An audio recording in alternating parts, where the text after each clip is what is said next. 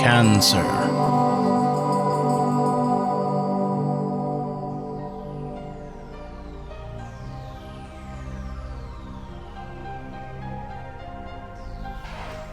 Hello Cancer, this is your February forecast for 2017 and you have just set yourself up for a fabulous month with a lot of attention focused on your career, but also in the area of shared resources. So we're going to be looking at money, savings, and so forth, commissions, royalties, the money that you have with your partner, whether that be your significant other or not.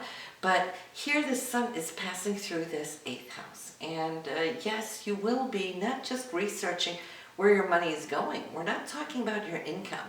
That's 2nd house stuff. The 8th house is more about the money that you're setting aside towards retirement, savings, and so forth, investments, commissions and royalties, but also how you share your expenses with your partner. The sun is not just alone, because Mercury will be joining forces with the sun when we get to the 7th of February, and so Mercury will be crunching numbers or having phone calls, text messages to your broker, banking investor, or who knows what.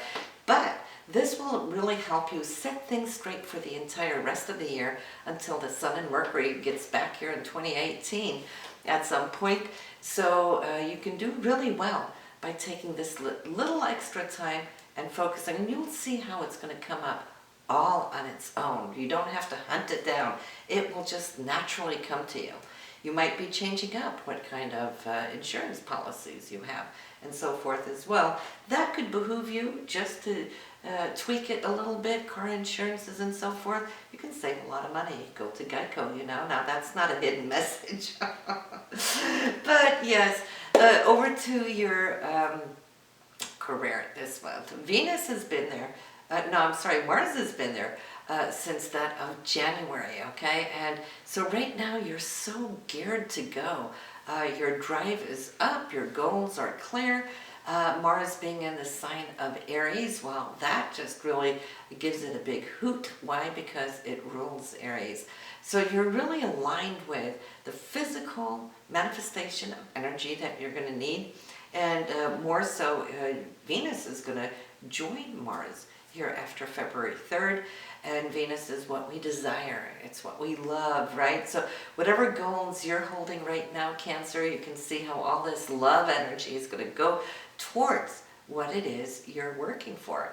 Now, of course, you hear a lot about the 10th house being your career, but don't forget, the 10th house is what we're working towards, our higher goals. So it's not just career. Say that you're a stay-at-home mom. Now that's a career in itself, don't get me wrong, but you could have goals there where you're thinking ahead, wanting to achieve, and so forth. So it's all about our goal orientation. Venus and Mars, they don't always cruise together. We love when it does, because then both love and desire, they're working well together. And for you right now, yes, 10th house energy. You'll have it for a little bit. You want to make the most out of it while it's there now, before it kind of moves into the other areas of your chart. And talking about Venus here in January, before it enters into your 10th house, it has been looking, researching, deepening, with the need, or a higher need, should I say, to research or study. That's what the 9th house is all about. Some of you have attended class. Others are thinking maybe about going back to school, or preparing yourself maybe for what now is going to come in your career. The more you can do here on the side of January before we jump into February, the better equipped you will be to take on these challenges that now the universe is going to be serving you. Saturn is in your 6th house for routine, and I can see how you've been working your routine really good, figuring out what you want to hang on to, right? That gives you structure in your daily life and so forth. It gives you good grounding as well. But better yet, I can see how Saturn has been helping you to cut away those things that just are time consumers, that steals away from your focused, dedicated energy. Saturn's powering you up here, so we love that. And Jupiter this month will be retrograding. So let's talk about that for a moment.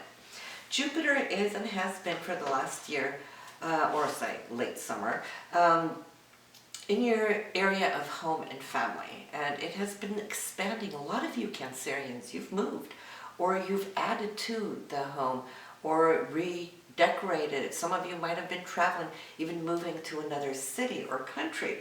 Now Jupiter will retrograde from that February 6th straight through June 10th.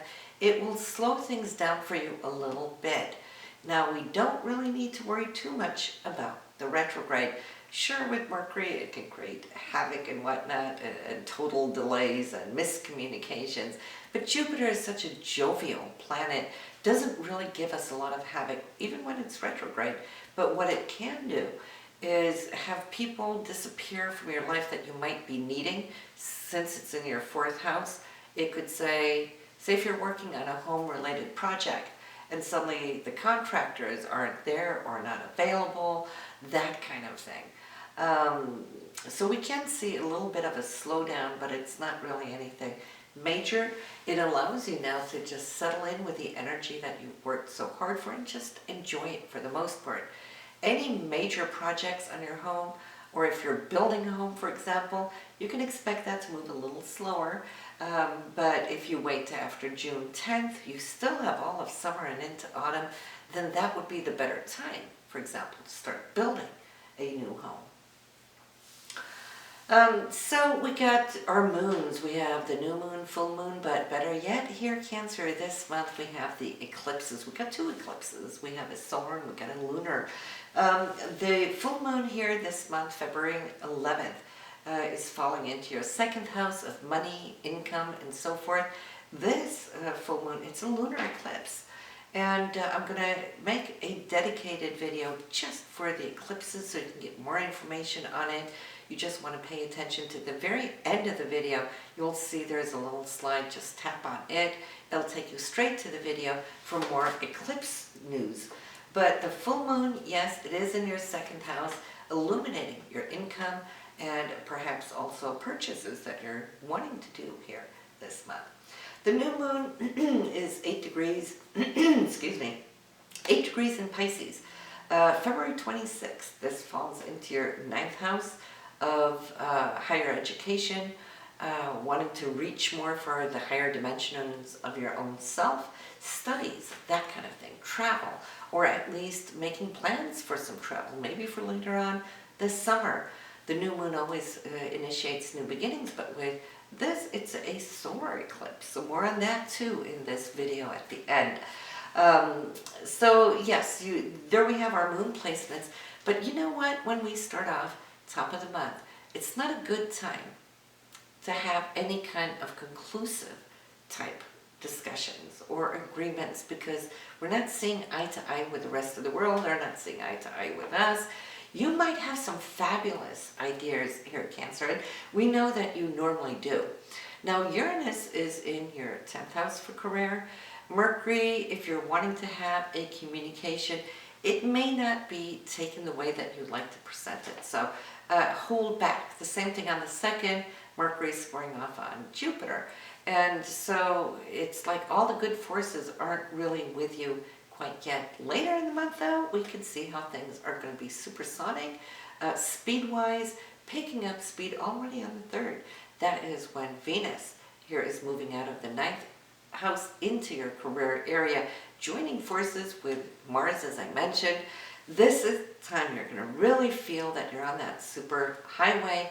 Things are moving forward. Your mind is very, very active here with Mercury, too, on the 7th, changing signs, ingressing from out of Capricorn into Aquarius.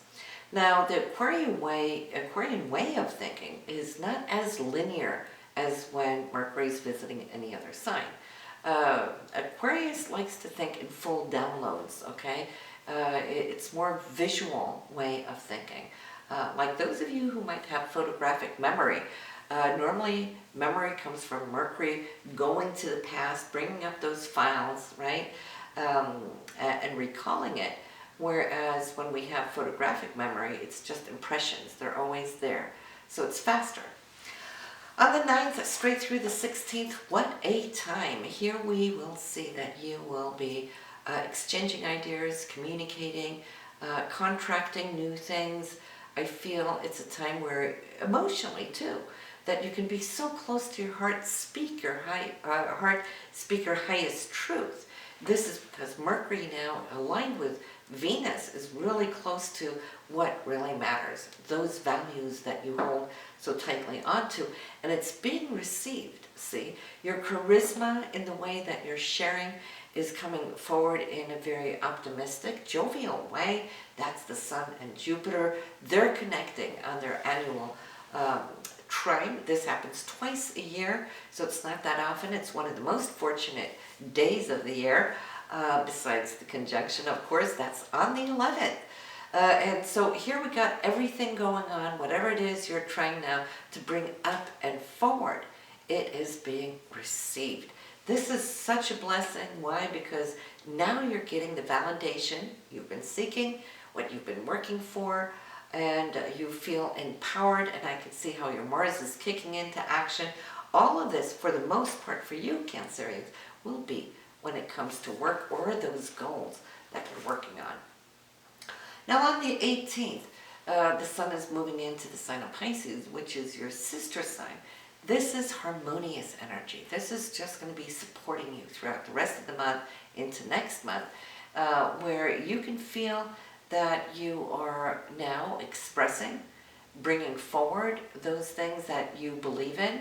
And when I talk about belief, Pisces is all about spirituality and higher truths and interdimensional truths and so forth. And I can feel that you're really honing in on wanting to learn more about spirit, expanding your consciousness. The 9th house is always all about higher education. We're not just talking back to school, you know, in its traditional form. Some of you, of course, can be going back to get your degree, but it's also soul searching. Right? So the soul search will be calling you forward, and I think you'll be super excited to take on whatever course, class, whatnot, that can feed your inner spirit. Then we have on the 21st, again, I feel communication that is coming with good news. It's one of these OMGs, oh my gods, right? So there could be a phone call, there could be text, it could just be somebody contacting you with good news. I feel it's so favorable, kind of reminding me what took place February 11th, not only on that lunar eclipse, but on the 11th we got that solar Jupiter trine. Now we got Mercury Jupiter trine. So news, communication, the way you're sharing, it's overly optimistic, it's expanding your horizons, and of course, again here, the unexpected news is that Mercury and Uranus. However, here comes the red flag or the red light. This month there isn't a whole lot that we need to really worry about, but the 22nd, and give it a day or two on either side, because Mars doesn't move that quickly, so it's holding, it's building up to this pressure. The exact date is the 22nd, when the two of them square up on each other. Pluto is brutal when it's squared. It is dynamite, you know, it's explosive, especially when we have Mars there. It's what creates volcanic eruptions. That is how to give you the image of what takes place. Things silent on the outside, tension on the inside, and then something pokes a hole and it all comes out. So you want to lay low so you don't get into any power struggles. Pluto loves power struggles when it's acting up. That's what it does, right? Another scenario, Mars being the car, the vehicle, our drive, and we're not paying attention to the speedometer, and here's the police stopping you, monitoring your action, all right? Pluto represents police force and so forth. So we can see that this is days where things might be a little bit finicky. That is the 22nd. Rest of the month, though, that last week is pretty good. We have you securing either a contract or an agreement. So, of course, that can be between you and anybody, in fact. But it's something that's going to be securing you. And it may also tie into you getting some results from your physical expression, 6th house, health, diets, workout, that kind of thing, since Saturn is there. But Mercury sees delivering good news here. So if you're going for a health checkup, it should be good news. 25th, Mercury is moving out of the 8th house. It's been working there all month, crunching numbers, preparing whatever it is you can do to change up your investments. You know, are they all looking good? Do you need to change from one company to another? That kind of thing. But now Mercury's coming in to your 9th house for higher education, spirituality, research, studies, travel, that kind of thing. So of course now for the rest of this month coming into March, this is where your mindset is going to be. How can I grow spiritually? What can I do to know more? You know how they say, know thyself, right? So a lot of self-study whenever we have the Sun or Mercury in the 9th house. Even also when other planets travel through there, we become curious how we fit in to the overall. 27th, there is an unexpected insight coming in. I feel some action can be taken, maybe a little impulsively too. Mars and Uranus may not think consequences. They just act because the forces, well, they become so electric, and you might be so excited about something that you might just jump into action. That's the 27th. And then, of course, we have Mars also opposing Jupiter. So I can see, Cancer, that you might be making some important decision. This is between home and family life, and whether maybe to take on extra hours at work, or also to start a project at home. Maybe it could be parents that need more attention, that kind of thing. So you might just feel a little drawn between the hours being spent at building your goals and the hours needing to be spent at family.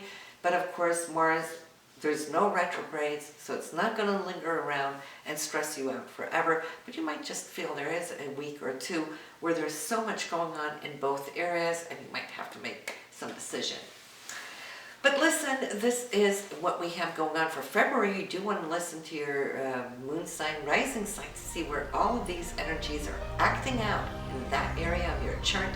But now you can go to this icon up here and listen to the solar and lunar eclipse of February 2017. And I'll see you next month. Bye now.